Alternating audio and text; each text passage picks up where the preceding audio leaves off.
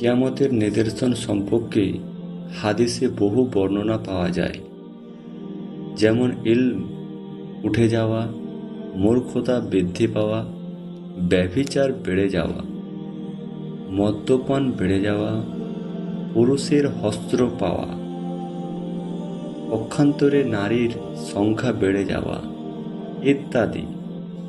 এগুলো ছোট ছোট নিদর্শনীদের মধ্যে কয়েকটি আরও বড় নিদর্শন, যেগুলি প্রকাশিত হওয়ার পর কিয়ামত একেবারে নিকটবর্তী হয়ে পড়বে।